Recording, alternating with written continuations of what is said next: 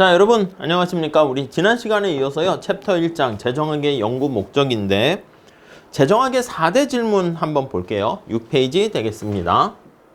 자, 재정학의 4대 질문. 뭐 이런 게 있네요. 재정학의 4대 질문. 자, 4가지 가장 중요한 토픽과 관련한 질문 내용 한번 살펴보도록 하겠습니다.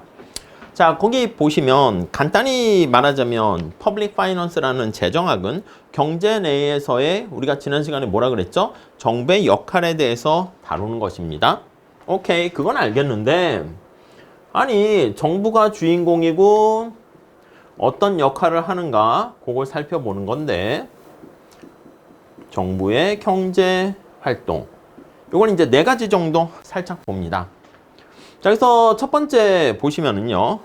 언제 시장에 개입해야 되지? 언제 개입을 해야 되지? 요게 이제 하나의 관심 토픽이고요. 두 번째는 개입을 한다. 그러면 어떻게 개입을 해야 될까? 그 how의 그 문제이죠. 세 번째는 이러한 정부의 개입이 경제적 성과에 미치는 영향은 무엇인가? 경제적인 어떤 성과에 미치는 영향은 무엇인가? 네, 요게 되어 있고요. 자, 그 다음에 정부는 왜 특정한 개입 수단을 사용하는가? 예, 여러 가지 수단 중에서 특정 수단을 어떤 걸 사용하는가? 왜 그 방법을 쓰는가? 그러니까 어떻게 개입할 것인가 라고 하면 그 여러 가지 개입 방법 중에서 왜 그 방법을 사용했는가? 이런 거에 대해서 얘기를 할 겁니다. 자, 이 책에서는요, 지금 정부의 이러한 역할에 대한 내용을 뭔가 간단한 예를 들어가지고 좀 설명을 하려고 합니다. 자, 거기 보니까 의료보험 시장을 가지고 얘기를 하네요. 그래서 의료보험 시장, 이렇게요. 이게 이제 어떻게 보면 시장 실패 요인이라 해서 우리가 보험이라 해가지고 정부가 개입하게 되는 많은 얘기들, 뭐 대표적인 사례라 할 수 있죠. 아니, 거기 보면 의료보험 시장에서 가입자는 보험회사에 보험료를 냅니다. 매달 내고 그 대가로 만약에 내가 아프거나 다쳤어. 그러면 의료비를 질병에 걸렸을 때 거기 나와 있는 보험회사가 가입자에게 대신 지불해 줍니다. 아니, 근데 이런 것들은 왜 민간에서 그냥 알아서 하라고 하지 왜 정부가 개입을 해야 돼? 이렇게. 왜 개입해야 돼? 이런 거부터 어떻게 개입해야 돼? 뭐 그런 얘기를 하려고 합니다. 특히 미국 같은 경우는 요 의료비가 단일 항목 중에서요. 거기 보시면 비중이 굉장히 크고 빠르게 증가합니다. 빠른 증가하고 있다라는 거 알 수가 있습니다. 오케이. 자, 그래서 먼저 첫 번째 언제 개입해야 되는가 한번 살펴보도록 할게요. 요거 간단히 한번 보시죠. 자, 우리 밑에 한번 볼까요? 정부의 개입 동기를 이해하기 위해서 경제가 생산자와 소비자 간에 이루어지는 일련의 거래라고 생각을 해보자. 거래라는 게 우리 시장 아니겠습니까? 예, 공급자가 있고 그리고 수요자가 있는 시장에서 이루어지는 거래를 통해서요. 근데 이 거래를 통해 가지고 이게 시장의 원리죠. 시장의 교환. 이게 바로 거래 아니겠습니까? 교환을 통해서 자, 물건을 공급하는 사람도 이득을 보고 물건을 사는 사람도 이득을 봅니다. 자, 그래서 거기 세 번째 줄 보시면 어느 누구에게도 피해를 주지 않고 다른 사람의 후생을 증가시킬 수 있게 되는데 더 이상 증가시킬 수 없는 상태, 우리가 이런 것들을 파레토 효율적이다 이렇게 얘기하죠. 그래서 파레토 효율성을 달성할 수 있습니다. 오케이? 자, 그래서 한 경제의 총 효율은 효율적 거래가 가능한 한 많이 이루어지게 되면서 극대화가 된다라는 것을 알 수가 있죠. 특히 시장에서 교환을 통해서 마지막 제줄에 보시면 이런 것들이 사회적인 관점에서 봤을 때 사회적인 관점입니다. 그러니까 우리가 나중에 뒤에 보겠지만 외부성이 발생하게 되면 사적인 관점과 사회적 관점에 괴리가 발생하죠. 사회적 관점에서 가장 효율적이다. 이렇게 얘기를 할 수가 있어요. 뭐 시장의 거래에 맡겼을 때. 자, 그래서 다음 페이지 가보시면 요게 어디서 이루어집니까 하면 시장이라고 자꾸 얘기했죠. 거기 첫 번째 줄에 보시면 완전 경쟁 시장에서 완경에서 가격이 보이지 않는 손 역할을 하는 거 아니겠습니까? 그래서 두 번째 줄 보시면 가격이 신축적으로 조정을 하게 됩니다. 신축적인 조정을 할 수가 있기 때문에 궁극적으로 수요와 공급은 일치하게 되고 그게 균형을 달성한다고 얘기하죠. 자, 이러한 균형 상태에서 지금 말씀드린 것처럼 둘 다 자신의 어떤 잉여를 극대화할 수 있습니다. 자, 세 번째 줄에 똑같은 얘기를 계속하는 건데 이득을 가져다 주는 거래가 남김없이 그게 효율적이라는 거지. 더 이상 뭔가 이득이 남지 않고 낭비가 없다는 거야. 낭비가 없이 배분되는 그런 상황이 우리가 효율적 이렇게 됩니다. 아니 근데 거기 나와 있는 것처럼 시장에서 이러한 거래가 이루어지면 정부는 개입할 필요가 없죠.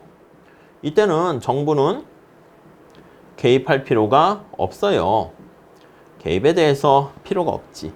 근데 어떻게 되냐면 두 가지의 상황이 존재해서 개입할 여지가 있습니다. 첫 번째는 자 1번 시장이 실패했을 때 이렇게 얘기할 수가 있고요. 다음 페이지 가볼게요. 두 번째는요. 다다음 페이지가 되겠네요. 이번에 자 10페이지 가보시면 소득 재분배. 약간 이거는 효율성 측면에서 얘기하는 거예요. 효율성 측면에서 얘기하는 것이고 두 번째는 소득 재분배 측면에서 얘기를 할 거예요. 이게 이제 공평성 측면에서 얘기한다. 이렇게 보시면 되겠죠. 공평성 측면에서 정부가 개입할 여지가 있다. 그래서 웬만한 어떤 정책과 관련해서 얘기할 때는요. 판단 기준이 우리는 이렇게 한 두 가지. 하나는 효율성, 하나는 공평성. 이렇게 보시면 되겠죠. 자, 효율성 측면에서 한번 보도록 하겠습니다. 자, 7페이지 가볼게요. 자, 지금 살펴본 것처럼 시장이 실패해가지고 정부가 개입할 여지가 있다. 이렇게 보시면 되겠습니다. 첫 번째 줄 볼까요? 마켓 페일리어가 발생하기 때문인데 자, 거기 네 번째 줄 볼까요? 두 번째 줄 시장의 원활한 활동을 방해하는 여러 가지 시장 실패 요인이 있어요. 뭐 독점부터 해서 불안전 정보 등등등 있는데 시장의 원활한 작동을 방해하는 거죠. 작동을 방해. 그게 이제 가격이 잘 조정하지 못하도록 만드는 것입니다. 자, 두 번째 단락 볼까요? 아니, 의료보험 시장 같은 경우에는 우리가 얼핏 봤을 때 거기에 나와 있는 게 완전 경쟁 시장이라 볼 수 있어요. 왜냐면 뭐 기업도 여러 개 있고 보험에 가입하려는 사람도 다수 있지 않겠습니까? 자, 그래서 다수의 공급자와 그리고 다수의 수요자가 존재합니다. 오케이, 이렇게 되어 있는 시장이죠. 그러니까 경쟁 시장 같은 느낌이 있어요. 자, 그런데 거기 한번 볼게요. 세 번째 단락 볼까요? 누구라도 보험을 구입할 수 있고 판매할 수 있어요. 그래서 경쟁 시장과 유사 이렇게 볼 수 있는데 현실에선 그렇지 않다는 겁니다. 자, 다음 단락 한번 보시죠. 자, 2010년 거기 보니까요. 의료보험 개혁법에 한번 보니까 자, 미국 인구 중에서 의료보험이 없는 사람이 4,900만 명에 달했대요. 이는 노인 인구는 뭐 혜택을 받게 되니까 비노인 인구야. 비노인 인구 중에서 자, 의료보험이 없는 사람이 한 18.5니까 한 20%야. 이 사람들은 의료보험이 없어. 가입해 있지 않아. 이렇게 돼 있어요. 대략 몇 퍼센트? 그냥 20%라고 쓸게요. 이렇게. 그러니까 생각보다 4,900만 명이니까 비중이 큰 거지. 자, 뭐 노인들은요 메디케어라는 공적인 의료보장제도가 있기 때문에 그분들은 뺀 거예요. 자, 많은 사람들이 의료보험을 갖지 못했다는 거. 야, 그렇다고 이게 시장이 작동하지 않는 건 아니잖아. 맞죠? 그냥 의료보험이라는 상품이 있는데 아니 그게 가입은 여기 있는 사람은 가입했잖아. 이 사람들이 가입 안 했다고 해가지고 야 시장이 실패한 거? 그렇게 얘기할 수는 없는 거예요. 그러니까 요게 시장이 실패했다는 의미는 아닙니다. 이해하시죠? 그래서 책에서 얘기하는 게 그거야. 아니 없다고 다 실패한 게 아니지. 여러분 집에 대형 TV 있어요? 뭐 비싼 고급차 하나씩 다 있어요? 아니잖아. 자신의 집에 다 있는 게 아니라고. 일부 국민들이 그냥 이런 의료 서비스를 혜택을 못 받는다고 시장이 망가졌다고 보기는 어렵습니다. 단지 의료보험에 가입하지 않은 사람들이 아니 선택한 거지. 그래서 여기 보시면 시장 실패가 아니라 자신들이 선택한 거야. 아니 의료보험에 가입했을 때 베네핏하고요. 거기에 가입하게 되면 혜택과 보험료를 내야 되는 거잖아. 보험료. 이거를 두 개 비교해 봤더니 아니 혜택보다는 보험료가 크다라고 판단하는 거지. 그럼 경제학적으로 비용 편익 분석으로 봤을 때 편익보다 비용이 크면 선택 안 하는 거지 뭐. 내가 사과를 사 먹을까 말까 했는데 내가 돈을 최대한 지불하려는 금액보다 시장에서 비싸게 팔어. 아예 안 먹어. 이러는 거지 뭐. 오케이? 자, 그걸 의미합니다. 아니 근데 이제 문제는 뭐냐면 20%의 사람들이 의료보험이 없는데 앞에서 얘기한 것처럼 80%는 있고요. 이게 지금 낭비가 없는 효율적인 지금 상태일까? 예, 요거를 판단해 본다는 거죠. 그게 아니라는 것입니다. 자, 거기 한번 볼게요. 자, 거기 밑에서 마지막 단락의 두 번째 줄 보시면 대학 교수인 내가 그루버 교수인가 보지? 현재 의료보험이 없다고 가정합니다. 그 결과 올해 인플루엔자 예방접종을 받지 못한대요. 만약에 가입을 안 한 사람이야. 비가입자는 자, 예방접종을 못 받아요. 예방접종을 못 받아요. 접종의 기회가 있는데 에이 나 안 해. 안 받아. 이렇게요. 가격이 비싸니까 안 받으면 되지. 돈이 없는 걸. 이렇게요. 자, 그러면 안 받게 되면 이분이 대학 교수님인데 수업을 하다가 학생에게 옮기게 됩니다. 학생에게 전염병을 옮겨요. 전파를 시킨단 말이야. 아니, 자기만 만약에 인플루엔자에 이제 감염돼가지고 코로나든 어쨌든 뭐 그러면 상관없는데 다른 사람한테 일부러 그런 건 아니지. 여기 나와 있는 것처럼 의도하지 않은 거야.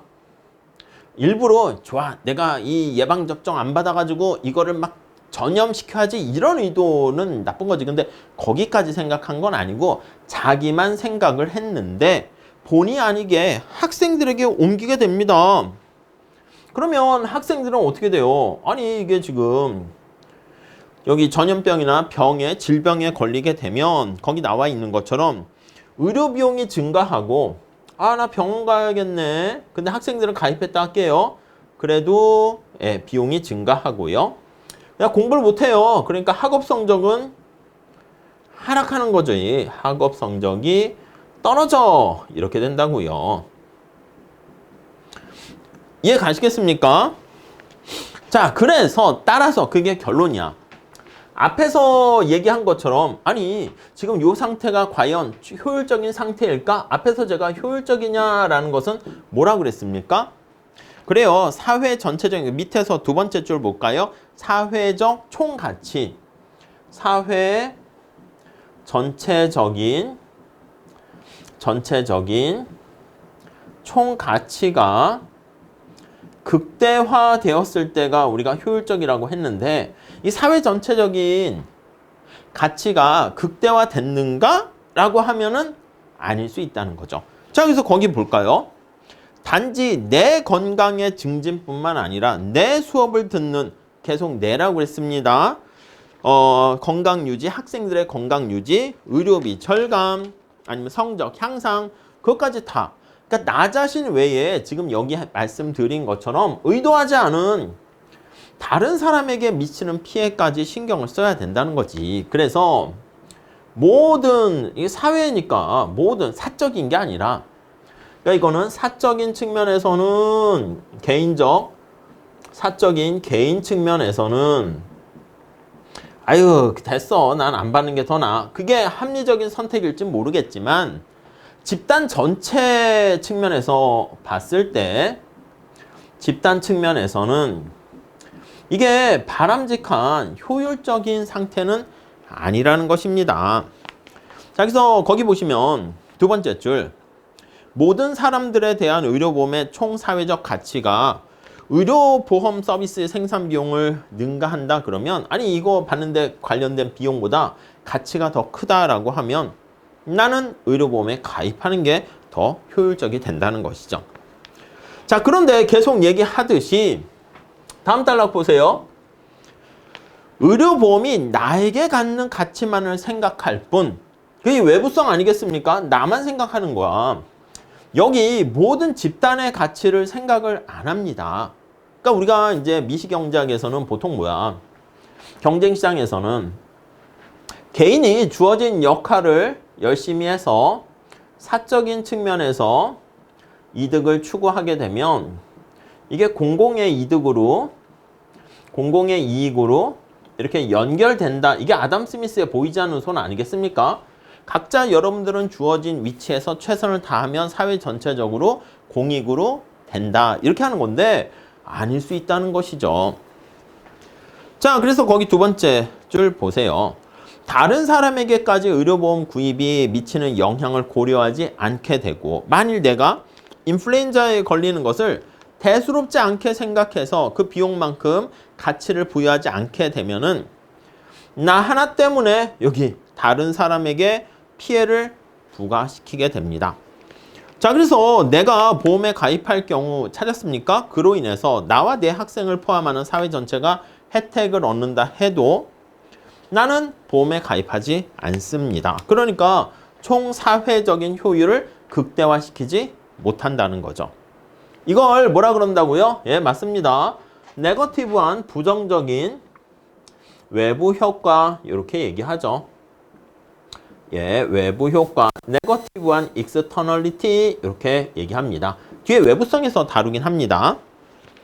자, 이 부정적 외부성의 존재로 인해서 나의 결정으로 말미암아 다른 사람에게 발생하는 비용까지 포함하는 모든 비용을 고려하지 않는, 그러니까 이 외부 비용까지 고려하지 않는 거죠.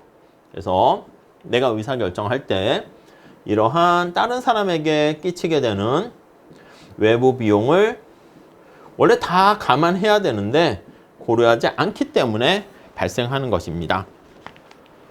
5장, 6장에서 다시 외부 효과는 다룬다 나와 있고요. 다음 마지막 단락 볼게요.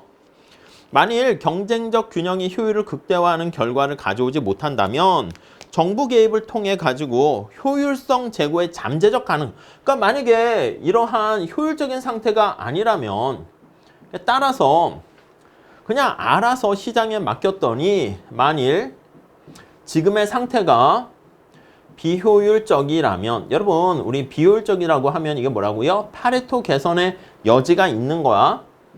비효율적이면 자 파레토 시각으로 봤을 때 아니면 빼도 돼요. 예, 뭔가 잉여를 증가시킬 여지 개선이 가능하면 네 같은 말이죠. 거기 보시면은 잠재적 가능성이 존재한다라고 나와 있습니다.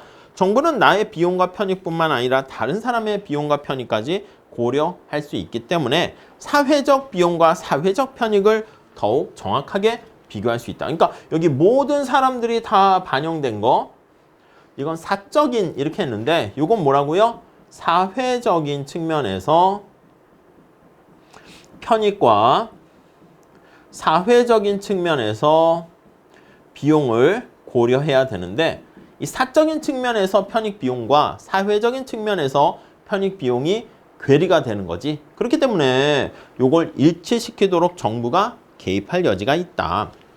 물론 이렇게 되면은 정부가 개입할 만한 타당성이 생깁니다.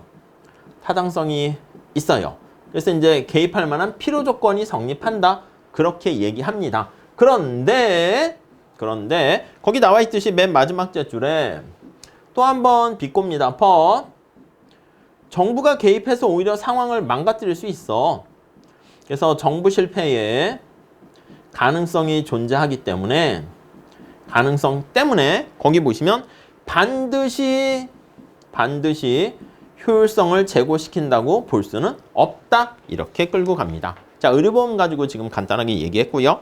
밑에 응용 사례는 여러분 한번 보세요. 홍역과 관련해서 첫 번째 줄에 영유아가 예방접종을 받게 되는 것 중에 하나가 홍역 같은 건데 이게 호흡기 비말에 의해서 사람 간에 감염되는데 두 번째 줄 보시면 한 일주일 정도 고열과 심한 발진이 특징이래요.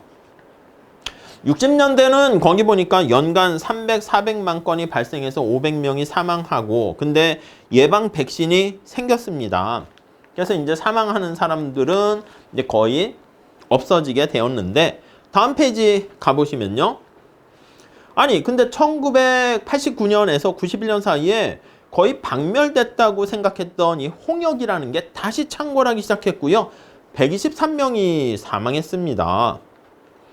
그래서 로스앤젤레스나 시카고나 휴스턴 같이 아니 좀 약간 부유한 동네에서도 많이 걸리게 됐는데 예방접종을 안 받았기 때문에 그렇다는 것이죠.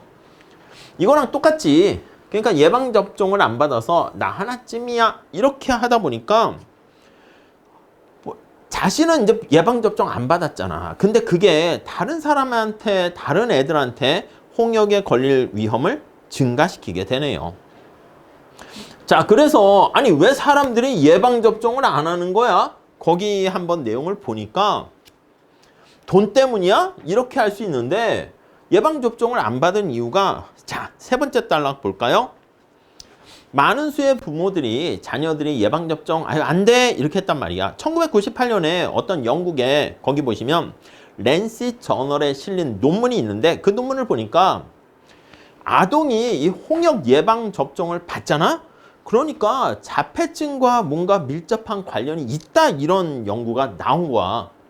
이해 가세요? 그러니까 우리 애가 아직 어린인데 이 예방접종 했다가 자폐증 같은 그런 현상이 발생하게 되면 그건 싫어. 자폐증에 오히려 걸리게 되면 그 피해가 나는 더 크다고 생각해. 홍역이야 뭐 일주일 정도 잠깐 고열로 앓으면 되는 거 아니야? 이렇게 해서 부모들이 반대했다는 거죠.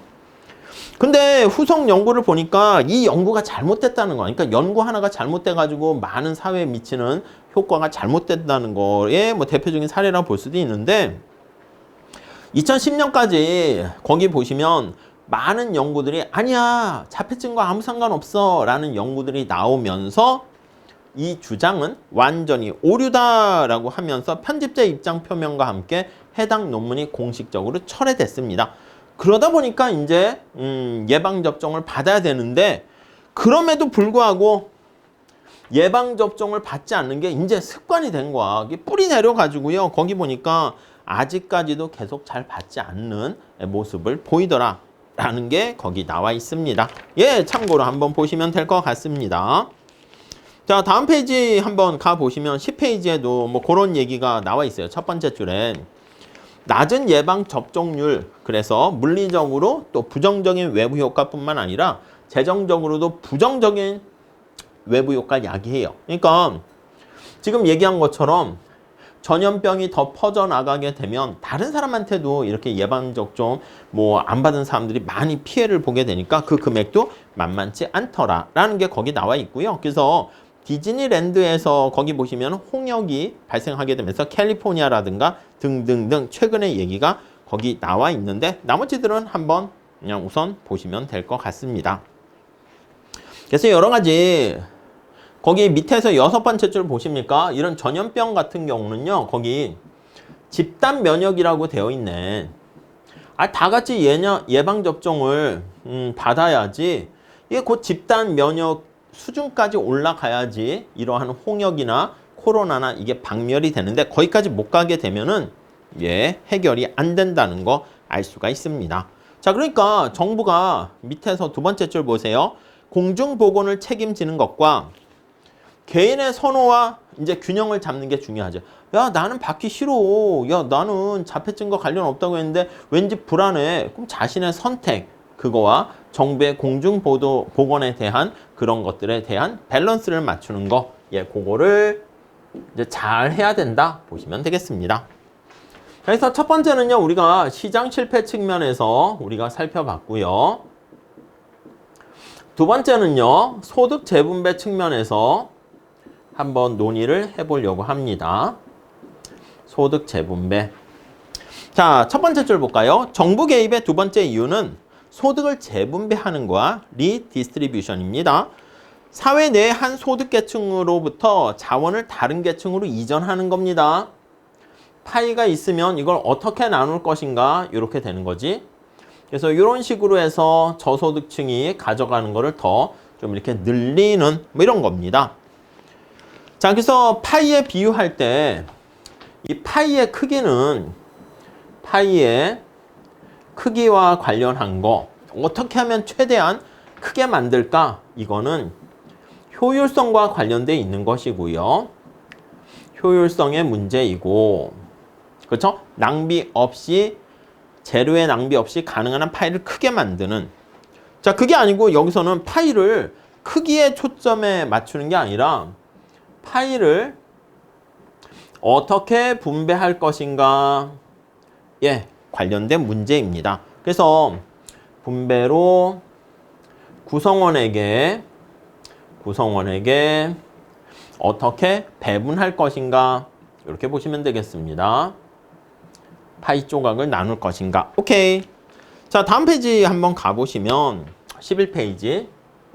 아니, 우리가 흔히 봤을 때 저소득층을 좀 도와주기 위해서 돈 많이 버는 고소득층이 좀 재분배해주면 좋지 않겠어? 라고 하는데 그 근저에는 나중에 보긴 하겠지만 두 번째 줄 볼게요.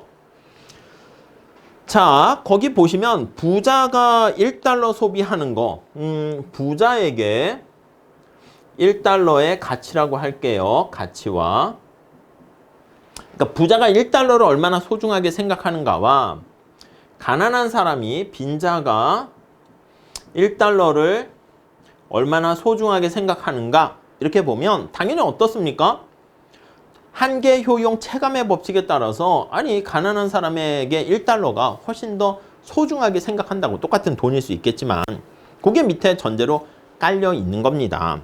자, 그래서 네 번째 줄에 보시면 불공정한 소득 분배를 바로잡는 1차적인 수단은 과도한 생활 수준을 누리고 있다는 고소득층에게서부터 적절한 생활 수준을 누리지 못하는 저소득층으로 이렇게 재분배해 주는 거야. 그럼 재분배를 하게 되면 부자는 슬프겠지. 그럼 재분배를 하면 부유한 사람의 부자의 슬픔, 효용이 감소할 거야. 슬픔의 크기, 그거랑 빈자의 가난한 사람의 기쁨의 크기가 당연히 훨씬 더 크다라는 전제하에서 이렇게 되었을 때 빈자의 기쁨이 더 커지면 사회 전체적으로 행복이 증가한다 이렇게 볼 수 있겠죠.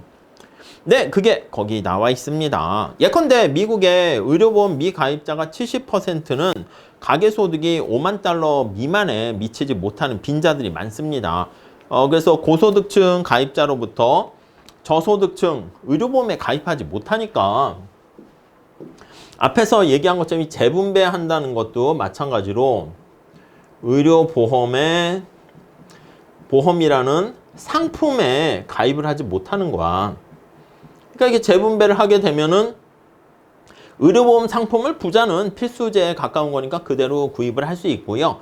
빈자도 소득이 좀 올라가게 되니까 의료보험 상품을 구매할 수가 있게 된다는 것이죠. 자, 그래서 거기 나와 있는 것처럼 이 재분배하는 게 오히려 바람직할 수 있다라는 가치 판단이 들어가 있는 거죠. 자, 근데 두 번째 단락 볼게요. 어떤 경우는 사회는 파이의 크기 자체는 영향을 미치지 않으면서 조각의 분배만 바꾸는 재분배를 달성할 수가 있습니다. 근데 이게 재분배를 할 때 우리 경작에서 늘상 문제가 되는 게 뭡니까?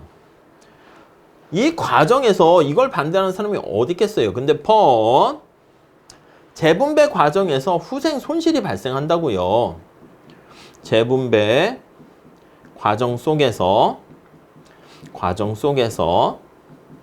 후생 손실이 발생해요. 거기 보시면 효율의 손실, 비효율성이죠. 사회적 후생 손실이지. 요게 수반됩니다.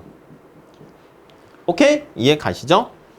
자, 재분배 거기 보시면 정책으로 인해 가지고요. 쪼각의 분배만 바꾸는 거면 상관없는데 효율 상실이라는 게 발생할 수 있고요. 아니 근데 여기서 말하는 효율의 상실이라는 손실이라는 이게 도대체 뭡니까? 라고 하면 뭐 간단한 예가 있습니다. 거기 보시면 중간에 볼까요? 예를 들어서 고소득 계층에 세금을 부과해서 징수한 조세 수입을 저소득 계층에게 나눠주게 되면 세금은 고소득 계층의 근로의욕을 저해할 수 있고, 그러니까 우리가 이제 보통 이걸 할 때 누진세를 통해 가지고 이렇게 부유한 사람은 세금을 많이 내잖아. 그러니까 고소득층이 뭐야 내가 열심히 일을 했는데 세금을 저렇게 뜯어가? 그러니까 근로의욕이 저해될 수가 있어요. 그러니까 내가 1시간 더 할까 했는데 더해서 얻게 되는 소득의 대부분을 세금으로 가져가면 일 안 해. 그러니까 더 안 한다는 거지. 저소득층도 근로의욕이 떨어질 수 있습니다. 왜요? 뭐야 나 가만히 있어도 정부가 도와주네. 그러니까 이 재분배 정책을 통해 가지고 어떻게 보면은 중간에 재분배를 통해서 이득이 되는데 이 비효율성을 야기할 수가 있는데 이 비효율성이라는 게 지금 여기 말씀드린 것처럼 저소득층, 고소득층 모두 일할 의욕을 떨어뜨릴 수 있다라는 것입니다. 오케이? 자, 이렇게 모두가 일을 하지 않게 되면은 그만큼 소비자의 가치를 창출할 수 있는 그 생산이 이루어지지 않고요. 사회적 효율은 감소합니다. 자, 그래서 정리를 한번 해보면 요 시장 실패라는 게 어떻게 보면 이제 효율성과 관련한 측면이 있고요. 요거는 이제 공평성과 관련한 측면이 있는데 여기 나와 있는 공평성을 위해서 소득 재분배를 하게 되면 공평성은 올라가긴 하지만 이렇게 효율성을 떨어뜨릴 수도 있게 된다. 그래서 거기 보시면 형평성과 책에서는 공평성, 형평이라고 했죠. 형평과 효율 간에는 트레이드오프 관계가 있는 거야. 그래서 얘네들 간에는 이렇게 상충 관계가 존재한다. 언제나 이게 경작에서 관심 갖고 해결해야 될 두 마리 토끼라고 얘기를 하는 것이죠. 자, 그 다음에 정부는 그러면 어떻게 개입을 할 것인가? 그거에 대해서 한번 살펴볼게요. 정부의 개입 방법, 어떻게 개입할 것인가? 개입의 방법. 하우와 관련된 얘기입니다. 자, 뭐 어렵지 않습니다. 그냥 가볍게 보시죠. 자, 우선 첫 번째. 민간 부분 판매에 대한 조세 부과 및 보조금을 지급한다. 첫 번째는 텍스를 부과하거나 아니면 서브시디라고 하는 보조금을 지급하는 거야. 그래서 뭔가 나쁜 행동에 대해서는 텍스를 부과해서요. 과도한 행동은 좀 억제하고요. 좀 약간 과소, 필요한 것보다 잘 공급이 안 된 건 뭔가 인센티브를 제공하는 것이죠. 자, 그래서 이 텍스 같은 경우는 거기 1번에 보시면 과다 생산되는 재화의 판매 및 구입 가격을 인상시키는 이게 과다한 경우를 좀 억제합니다. 요거를 억제하는 기능이 텍스가 되겠고요. 자, 그리고 이 보조금은요, 뭔가 지금 앞에서 얘기한 것처럼 예방접종 받으세요 했더니 사람들이 잘 안 받는 거야. 이 과소하게 되는 경우 정부가 보조금을 지원해 줄게요. 그러니까 뭔가 촉진한다고 할까? 약간 권장한다고 할까?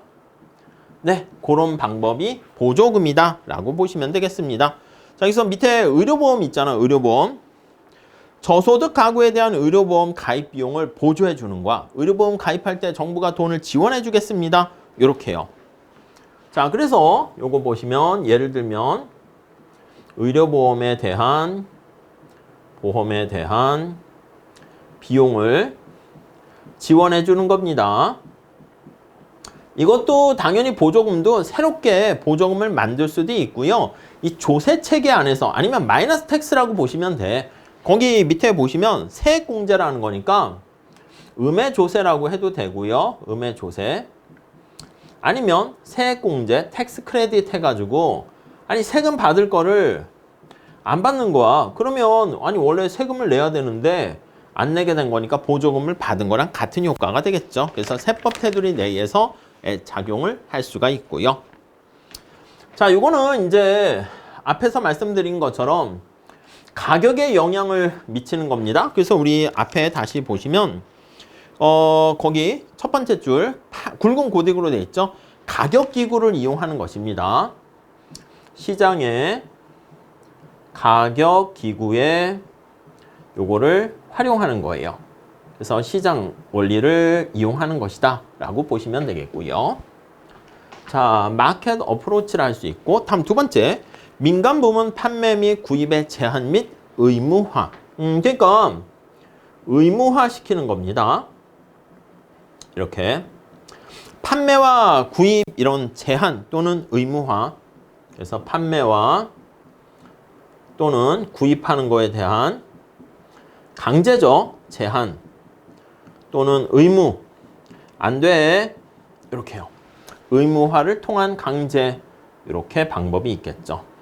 시장의 원리랑은 좀 거리가 멀고 직접 통제하는 겁니다. 거기 보니까 과다 생산되는 재화의 판매나 구입을 제한하거나 과소 생산하는 재화를 사적으로 구입하도록 강제하는 겁니다. 오케이. 자, 거기 보니까 ACA는 개인들이 의무적으로 의료보험에 가입하도록 하고 있으며 만약에 가입하지 않았다? 벌금 내 이렇게 하는 거죠. 독일이나 스위스 같은 경우에는 같은 다른 나라에서도 대부분 국민들이 의무적으로 의료보험에 가입하도록 자동차 보험 이런 것도 가입하도록 만드는 것이죠. 아니면 공공부문을 직접 제공합니다. 직접 제공을 하는 거와 필요로 하는. 자, 우리 첫 번째 줄 볼까요? 아니 어느 정도 수준의 필수적인 비타민 용량을 채워줘야 되잖아. 아니면 직접 재화를 정부가 사가지고 도와주는 거야. 사회보험의 적용, 거기 보니까 미국의 4분의 1 이상이 정부에 의해서 직접 제공되는 사회보험의 적용을 받고 있고요. 캐나다와 많은 선진국도 전 국민들에게 공적 의료보험을 적용하는 거야. 그러니까 정부가 운영을 해서 자, 모두 가입하세요. 이렇게 하는 거지. 의료보험을 제공. 이거랑 비슷한데 이거는 사적으로 너 이거 가입해 이렇게 하는 것이고 이거는 정부가 직접 제공을 하는 겁니다. 아니면 마지막으로 공공부문의 재정 부담 하에서 민간 부문을 제공. 자, 그럼 첫 번째 줄 볼까요? 정부가 소비 수준에 영향을 미치되 재화의 직접 제공을 원하지 않을 수 있잖아요. 그러니까 정부가 이걸 직접 하기엔 좀 부담돼. 그러니까 비용만 약간 부담을 한다 이렇게 보시면 돼요. 야, 내가 돈은 대줄 테니까 민간 니네들이 좀 해 이렇게요. 거기 보니까 장애인 노인을 위한 메디케어 프로그램에서 약제 급여라고 합니다. 그걸 이제 추가하기 위해서 2003년도에 법 개정을 하게 되는데 민영보험 처방약품에 대한 보험급여를 제공하되 비용은 연방정부가 하는 거야. 그러니까 병원은 약간 뭐라고 우리가 약을 구입하고 이런 거 할 때 처방약이 되게 비싸잖아요. 약국 가고 등등등. 우린 보험 혜택을 받으니까 싼 건데 그러니까 마찬가지야. 보험 혜택을 받게 되는 거니까 원래 약제 비용이 굉장히 비싼데 그걸 보험에 안에 넣긴 뭐 하니까 정부가 돈 대주고 싸게 팔 수 있도록 하는 것입니다. 뭐 그 정도 정리하시죠.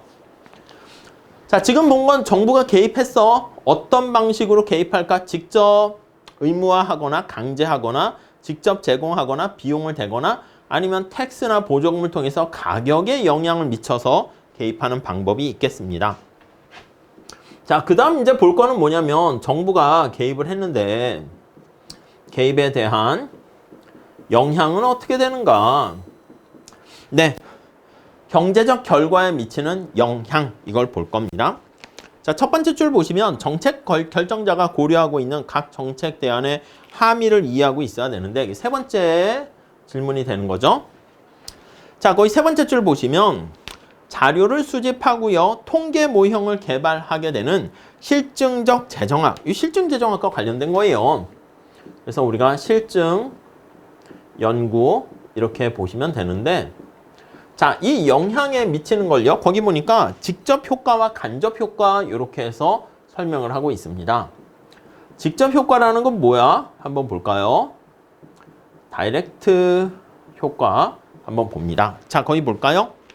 자, 경제 주체가 정부가 개입에 대응을 합니다. 그런데 그걸 대응하면서 자신의 행태를 변화시키지 않을 때 그러니까 정부의 정책에 정부의 어떤 개입에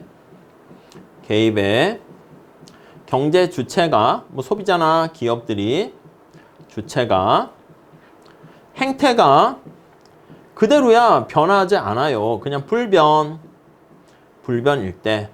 그러니까 아무것도 이제 변하지는 않고요. 그러니까 뭐 행동이 변해가지고 부작용이나 아니면 사이드 이펙트가 발생하지 않을 때야. 그건 이제 간접 효과라고 보는 것이죠. 자, 2010년 정부가 거기 보니까 의료보험 미가입자들의 문제를 영국에서처럼 공공부문이 의료 서비스를 무료로 제공하려는 방식으로 해결하려고 한 거야. 네, 거기 나와 있는 의료보험을 미가입자들에게 무료로 제공. 의료보험이라는 상품이에요. 보험이라는 상품을 네, 무료로 제공.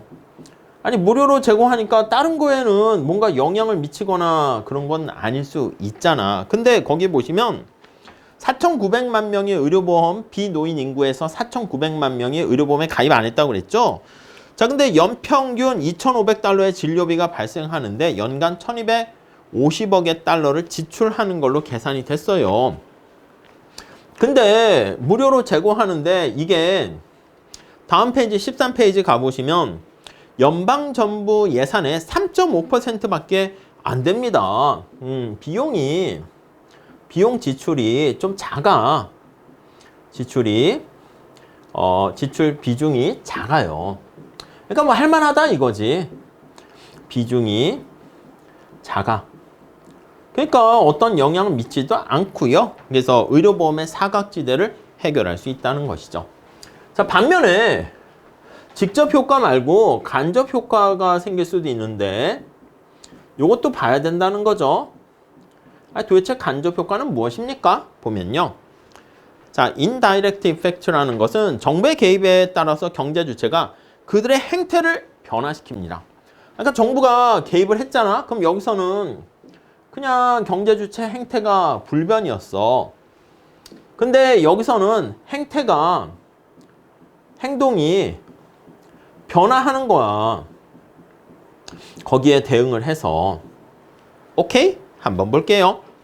자, 무보험 상태는 경제 주체가 변화할 수 있는 것으로 남성이든 흑인이든 변할 수 없는 개인의 특성이 아닙니다. 그러니까 내가 남성이다, 내가 흑인이다, 이건 내가 어떻게 행태를 변화시켜가지고 물론 이렇게 바꿀 수는 있겠지. 뭐 얼굴을 피부 뭐 수술을 한다거나 아니면 이렇게 해서 성전환 수술을 할 수도 있겠지만 이 행태를 바꿀 수 없어요, 기본적으로. 근데 만약에 정부가 이런 서비스를 제공했어. 자, 국민 여러분들, 의료보험에 가입하지 않으신 분들 4,900만 명이 있었습니다. 정부가 무료로 제공하겠습니다. 이렇게 되면 어떻게 돼요? 이미 가입한 사람은. 아니, 바보가 되는 거잖아. 아니, 가만히 가입 안 하고 있으면 정부가 가입을 시켜준다고 하는데 괜히 나는 미리 그냥 내 노후나 내가 아플 수 있으니까 그래서 가입을 했는데 뭐 혜택을 못 받잖아. 자, 그러니까 이러한 정부의 정책을 보면 가입한 사람들만 오히려 손해를 미치게 됩니다. 그래서 거기 보시면 이미 가입자는 혜택을 못 받아. 무료로 비가입자에게 이렇게 서비스를 제공하니까 혜택을 못 받아서 어떻게 행동을 변화시켜요? 탈퇴하는 거지 뭐. 그래서 저도 못 받았습니다. 이렇게 행동을 바꾸게 된단 말입니다. 오케이? 자, 그 대신 정부는 무상의료보험에 가입하게 될 그러한 인센티브가 생기는 거야. 그러니까 여기 나와 있는 인센티브의 변화로 인해서 행동 자체가 변화합니다. 그게 바로 간접 효과가 되겠습니다. 자, 두 번째 단락 보시면 민영의료보험에 가입하고 있던 비노인 인구 계층의 절반이 행태를 이렇게 바꿨다고 가정을 해보면 돈이 어떻게 돼? 아니, 앞에서 자, 우리 의료보험에 사각지대에 있는 사람들을 무료로 제공합시다. 이렇게 했더니 이제 연구를 해봤어. 아니, 이런 것들은 돈이 많이 들지 않습니까? 돈이 적게 들어요. 얼마 돈 안 듭니다. 이거는 기존에 가입한 사람들이 탈퇴해서 이런 행동을 안 했을 때고 직접적인 효과는 바로 그거고, 이 사람들이 행태를 바꾸면 어떻게 돼? 그래, 행태를 바꿔버리게 되면 비용이 엄청 기하급수적으로 커지게 되는 걸 알 수 있습니다. 커져, 이렇게. 이해 가시겠죠? 그 간접 효과 잘 보시면 될 것 같습니다. 자, 그래서 그러면 아니 얼마나 가입을 탈퇴할까요? 이게 이제 경험적 문제라는 거야. 이게 우리 간접 효과를 보려면 얼마나 이러한 탈퇴 행렬이 이루어지는가 이걸 봐야 되는데 이거 연구해야지. 그래서 우리 마지막 단락에 보시면 이게 경험적 차원의 문제고요. 그래서 실증 엠피리컬 분석을 통해서 데이터 같은 걸 확보해 가지고 경험적 연구를 통해서 추정을 해야 된다. 오케이? 자, 응용 사례 한번 보시면 이거 경험적 연구를 하는 게 실증 경작 아니겠습니까? 첫 번째 줄 재미난 표현이 있습니다. 학문적인 놀이가 아니야. 심심한데 한번 해볼까? 이게 아닙니다. 아니, 이런 정부의 정책에 대해서는요, 엄청난 비용이 많이 들고 다 국민의 세금 아니겠습니까? 그렇기 때문에 이런 직접 효과뿐만 아니라 간접 효과에 대해서도 굉장히 심도 있게 연구를 하게 되고요. 그걸 담당하는 데가 세 번째 줄에 보시면 의회 예산처 해서 CBO 이렇게 얘기합니다. 자, 그래서 두 번째 단락에 보시면 CBO는 의회의 예산과 관련된 객관적이고 시적절하며 비당파적인 여당과 야당 이런 거에 의존하면 안 돼. 그런 거 하지 영향받지 않고 미국에는 1975년에 생겼고요. 우리도 뭐 국회 예산처 같은 비슷한 그냥 기관이 당연히 있는 거죠. 다음 페이지 가보시면 여기서 연구한 경제 분석가들의 비용 포함 자료 같은 것들을 거기다가 집어넣어서 반드시 어떤 정책 위반하거나 법률 만들 때 야, 이거 의회 예산처 같은 이런 거에 대해서 한번 체크해 봤어? 거기 중간에 보니까 1994년도에 클린턴 행정부 같은 경우가 이제 어떤 법률안을 통과시키려고 할 때 자꾸 재정 적자가 심해지니까 법안의 그 재미난 표현이네. 한 기자가 법안의 25쪽짜리 점수는 워싱턴의 성선, 그러니까 몇 점 이걸 매기게 되거든. 그걸 잘 통과해야 되는 거 알 수가 있습니다. 그래서 앞으로 거기 마지막 줄에 나와 있는 것처럼 이 책 전체를 통해서 배우게 되는 연구 결과들은 CBO 분석가들의 내부 토의에서 대단히 중요한 역할을 한다라는 것을 알 수가 있겠습니다. 자, 다음 네 번째. 자, 정부가 개입하는데 정부가 여러 가지 방법 중에서 자, 특정 개입 방식을 선택하는 이유는 무엇인가? 특정 개입 방식을 선택하는 이유는 그러니까 앞에서 개입하는 방법이 여러 가지가 있지 않았습니까? 근데 그 중에서 하나 골라야 돼. 아니, 왜 그 방법이 가장 시의적절하고 가장 적합하다고 생각해? 그 얘기를 보는 것입니다. 자, 우선 첫 번째 줄 보시면 공공정책을 공부하는 학도로서 우리는 정부에 대해서 오직 시장 실패 문제를 완화하거나 사회적 자원의 효율적인 공정한 분배를 보장하기 위해서 시장에 개입하는 선량한 행위자 아니다. 여러분, 정부가 착해요, 나빠요? 아니, 무조건 착한 게 아니야. 그래서 선량한 행위자라고 볼 수 없어요. 네. 자, 그래서 실제 정부는 수천만 명에 이르는 사회 구성원들의 서로 다른 선호를, 정부가 하는 일은 뭐야?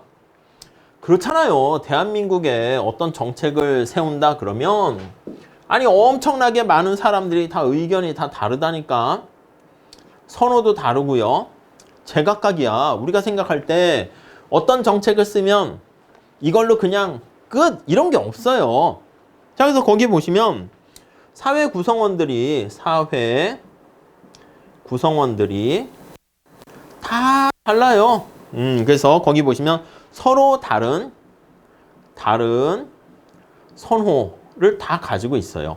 아, 이걸 어떻게 해서 우리가 사실 어떻게 보면 투표제도라든가 공공선택 이론이 바로 그거 아니겠습니까? 서로 다른 선호를 이렇게 집계해 가지고 어떤 정책을 실행하는 거지. 물론 이제 반대하는 사람도 당연히 있겠죠. 그래서 이거를 집계해서 통합시키는 거야. 자, 이 길로 가야 될 것 같습니다. 우리나라가 가야 할 길은 만장일치로 되겠습니까? 누구는 찬성하고 누구는 반대하고 만만치 않습니다. 자, 그런데 정부가 특정 정책을 수행하는 이유는 뭐냐?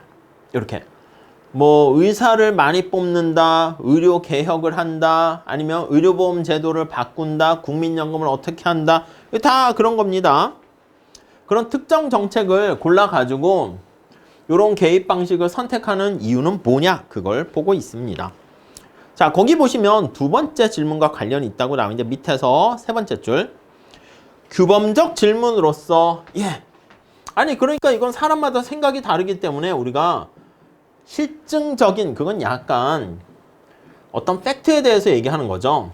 그래서 규범적인 명제입니다. 질문입니다.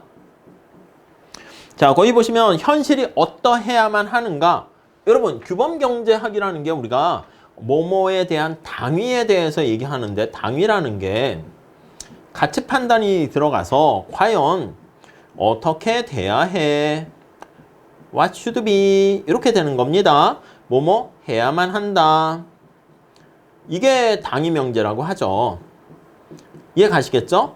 반면에 마지막 줄에 보시면 밑에서 두 번째 줄 실증연구는 뭐예요? 실증연구는 이 규범과는 달리 실증적인 질문 연구라고 쓸게요. 연구는 이건 어떤 팩트에 대해서 다루는 거야. 사실에 대해서 다루는 거예요.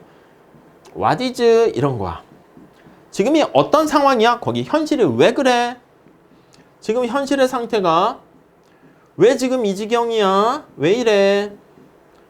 왜 이래? 왜 이래? 네, 테스 형이 생각났어요. 아세요? 왜 이래? 아무튼 이렇게 원인과 결과를 따지는 거야. 아, 이런 원인이 있으니까 이러한 결과가 생겼구나. 그리고 이제 지금이 이런 상황인데 어떻게 가야 되겠어? 그게 바로 규범적 명제다. 이렇게 보시면 되겠어요. 자, 15페이지 가보시면 그래서 폴리티컬 이코노미라 해서 정치경제학이라고 얘기합니다. 그러니까 왜 정치라는 말이 들어갔냐면 아니 국민들이 다 의견이 달라. 선호가 달라. 이거 우리 공공선택 이론에서 얘기하는 건데 정치가들이 아니면 관료들이 투표와 이런 걸 통해 가지고 요 문제를 해결하려고 합니다.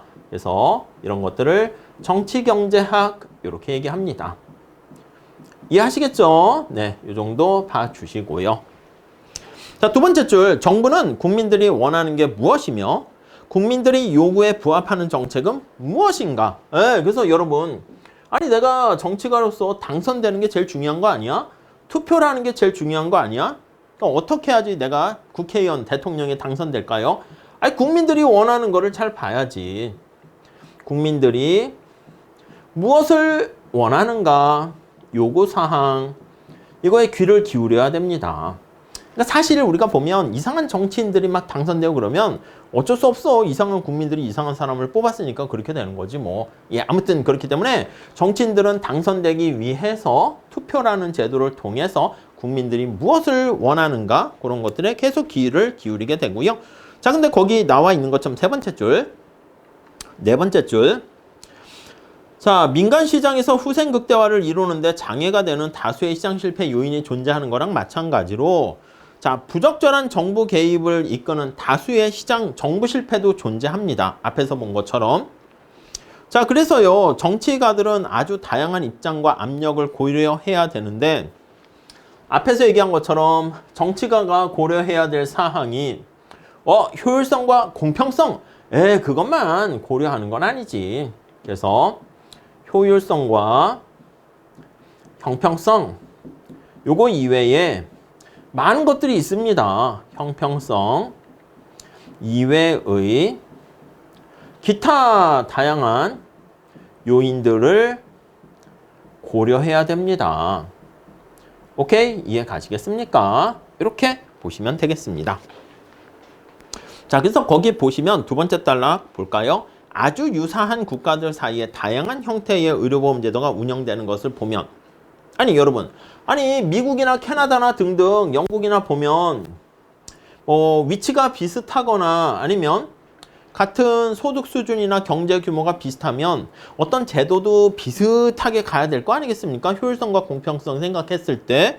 근데 그렇지 않다는 거야. 거기 보시면 국경을 맞대고 있는 미국과 캐나다 이렇게 살펴보면, 아니 정치 체제나 아니면 규모나 북미에 있는 것도 비슷한데, 거기 보시면 완전히 의료보험 제도는 달라요.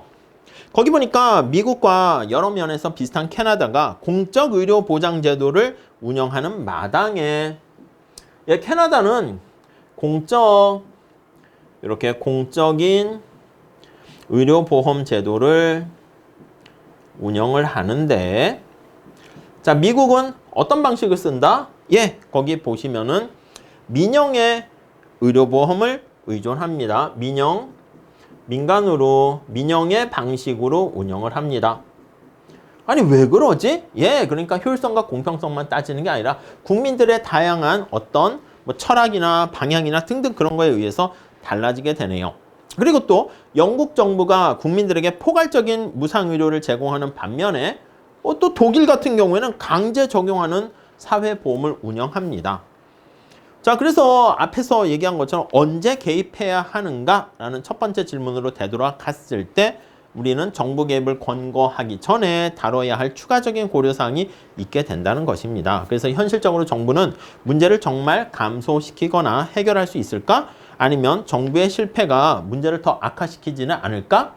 그러니까 정부가 어떤 정책을 시장 실패를 치유하기 위해서 경장에선 기본적으로 효율성과 공평성 그 두 가지 잣대 가지고 기본으로 잡는데, 현실에서는 다양한 이해관계들과 기타 등등의 요인 때문에 정부가 개입하게 되면 우리가 원래 의도했던 것보다 더 상황을 악화시킬 수 있다라는, 그 정부 실패가 발생할 수 있다라는 거에 그렇게 매듭을 짓게 됩니다. 그래서 이제 시장 실패와 정부 실패 간에 우리가 경중을 따져가지고요, 바람직한 방법을 찾아 나서야 될 거예요.